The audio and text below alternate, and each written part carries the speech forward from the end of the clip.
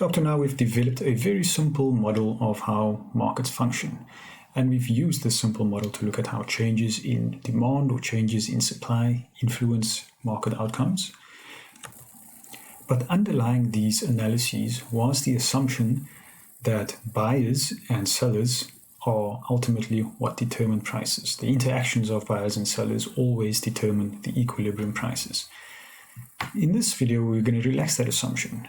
We're going to assume that we can have a government that intervenes in the market and tries to set prices, or tries to achieve various other objectives. We'll then consider the welfare implications of these actions by government.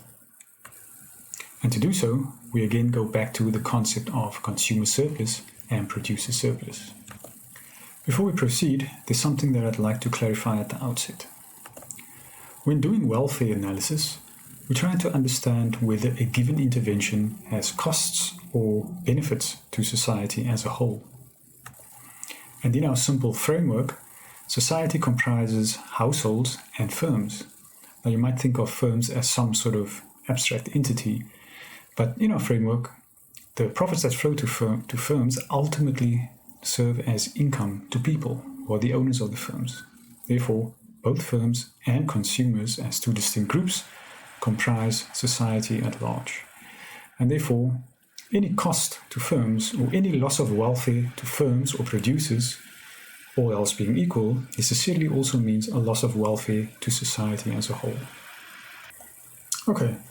Let's look at what happens in a market in which government decides to set a maximum price, what we might also refer to as a price ceiling. So here we have a market with a standard demand curve, upward sloping supply curve intersecting at point E. We have an equilibrium price given by PO and an equilibrium quantity traded given by QO. Now, let's say government decides to institute a maximum price, a price ceiling. Obviously, this might benefit consumers, right? They have to pay a lower price for this good when a maximum price is imposed. Now, let's say this maximum price is given by PM. Well, the first thing we notice is that the market is no longer in equilibrium.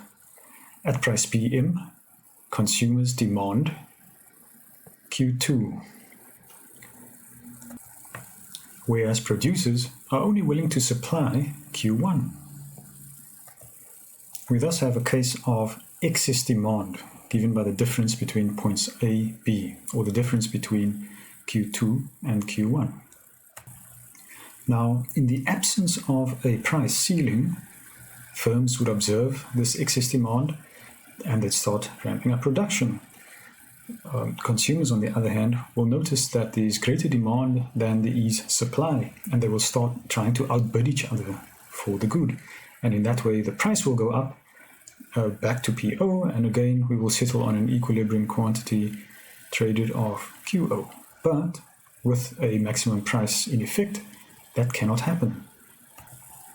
Therefore, the quantity supplied will remain at Q1. And excess demand persists. But there's another problem to think about. At Q1, there were a certain set of consumers, households, who were willing to pay up to that price for a particular good, had the free market been in effect. However, given that prices are being kept at PM, there is now a whole set of other households who also want to purchase this good at that price. Thus, the rationing function of prices has been interrupted and can no longer serve its purpose. And at price PM, there are many more consumers who want to purchase this good than there are goods available to purchase. So, if price is not allowed to ration the distribution of goods, then there must be some other mechanism with which to do so. One common mechanism that occurs in such instances is queuing. Just think of Black Friday. Another mechanism that can emerge in such a situation are black markets, in which prices are more reflective of market conditions. Now let's consider the welfare effect of the institution of a maximum price or a price ceiling. Now recall that in the perfect market setting, the consumer surplus is given by the area enclosed by the triangle D, P1, E. And producer surplus is given by the area of the triangle enclosed by O, P1, E. But in the presence of a price ceiling, this changes. Again, the price ceiling is given by PM, and the quantity traded in the market is then given by QM. Consumer surplus then becomes the area of this trapezoid, given by D, R, U, PM. And producer surplus is now given by the area of the triangle PM, U, O. And there's thus a transfer of surplus from producers to consumers. And the size of that transfer is given by the grey rectangle labeled B in the graph, the purple shaded rectangle. So there's then an increase in the welfare to consumers, but that comes at the expense of welfare to producers. There's something else to consider, which is the triangles labeled A and C. Triangle A is consumer welfare that is lost, while triangle C is a part of the producer surplus that is also lost. So in combination, that is what we describe as the dead weight loss to society. So the triangle enclosed by R, U, E is completely lost to society as a result of the price ceiling. Now, of course, consumers do gain in this process because the size of the gain in surplus is greater than the size of the loss of surplus, given by the triangle A. However, society in general is worse off as a result of the price ceiling. Okay, now let's look at the example where a minimum price is implemented by government, what we sometimes call a price floor. So in this example, you have a minimum price set per kilogram of beef. So you can imagine a bunch of beef farmers lobbying government to implement a minimum price, which is not very different from labor unions protesting for minimum wages. So under perfect competition conditions, we observe an equilibrium at point E. Quantity of beef sold will be 7 million kilograms at an equilibrium price of 30 rands per kilo, if only. However, if government implements a price floor at 40 rand, we now observe an excess supply of beef in the market, or a surplus of beef. Because at price 40, households only demand a quantity of 4 million kilograms of beef, whereas firms are willing to supply a quantity of 9 million. Thus, there is a 5 million kilogram surplus in the market.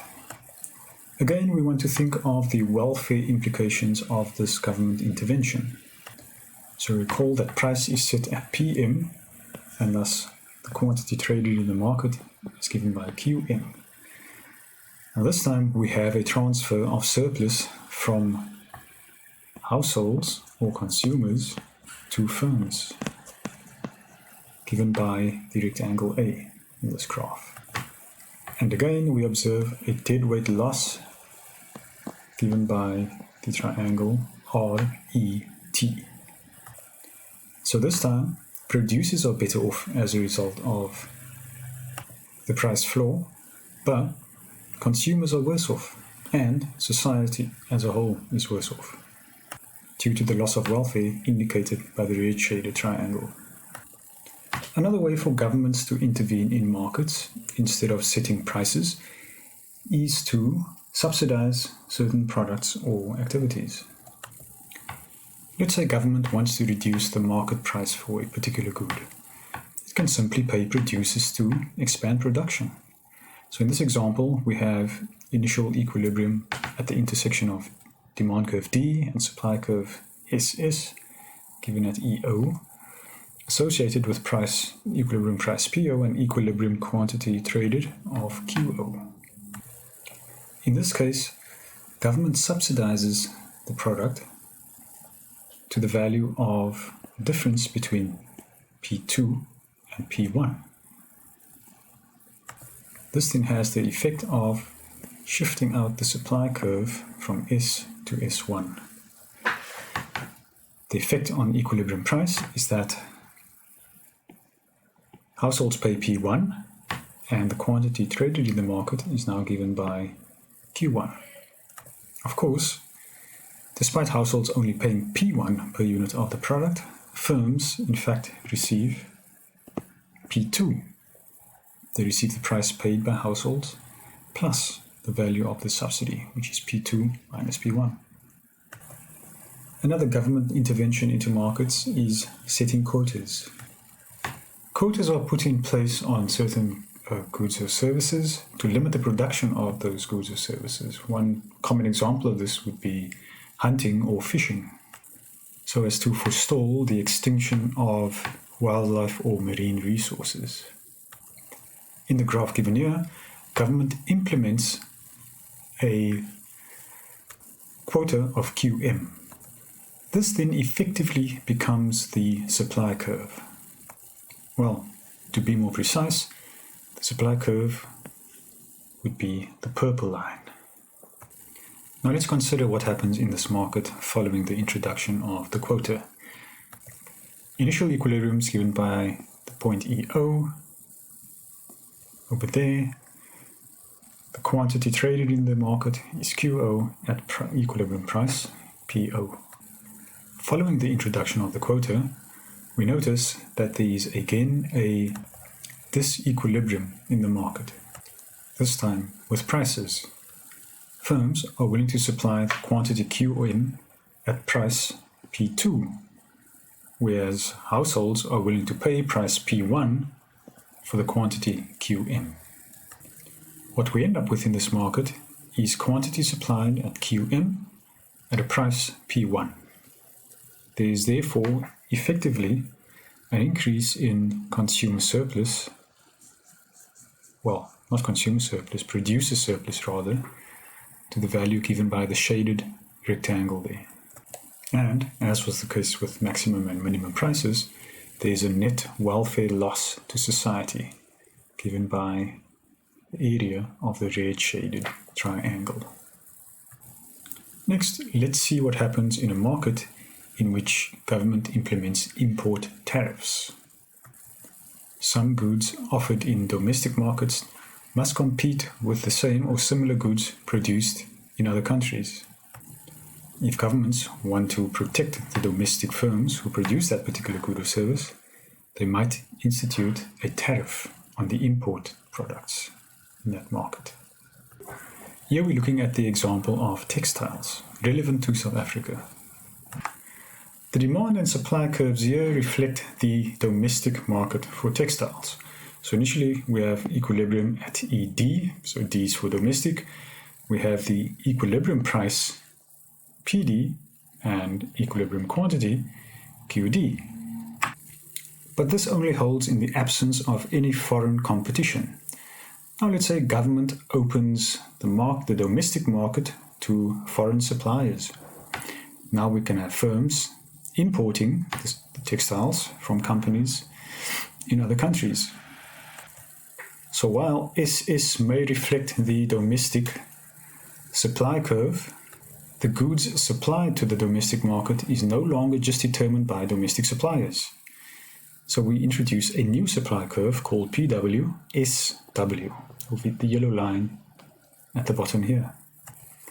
The global supply curve is horizontal because we assume that it is independent of domestic market conditions. What we notice when opening this market up to global competition is that the price goes down from PD to PW. This is the world price for textiles. And this is the price at which domestic consumers or households can now buy the textiles. And at price PW, households will consume a quantity of Q5. in the domestic market. However, at this price, domestic firms are only willing to supply Q1. This implies that production that was taking place along the supply curve between Q1 and Q3 has been wiped out by foreign competition. And the difference between Q5 and Q1 is being supplied from international suppliers or imports. Now let's say government introduces a tariff on imported textiles to the value of PT minus PW. This will now change the equilibrium from EW to ET. Consumers now demand Q4 at price PT. Also, more domestic production takes place. At price PT, firms are willing to produce quantity Q2. The quantity that gets imported thus falls from the difference between Q5 and Q1 to the difference between Q2 and Q4. Now let's consider the welfare effects of the tariff.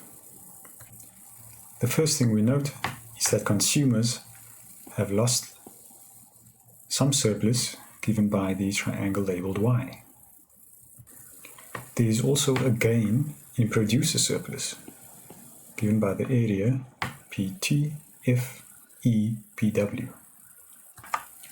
Of course, government receives the tariff revenue that it collects on the value of all the imports. Then we are left with triangle X. This doesn't form part of government revenue, nor is it part of the increased producer surplus to domestic firms. In fact, this forms part of the net deadweight loss to society. We might think of X as the cost of supporting inefficient domestic firms. When you add X and Y, this is the total deadweight loss, or cost to society. And that brings us to the end of this video. I've left a couple of the examples as an exercise for you guys to do by yourselves. Of course, if you have questions, email me, email some of the other lecturers, discuss with your tutors, and also get involved in the chat room on eCanva. Good luck with your exercises, and see you soon.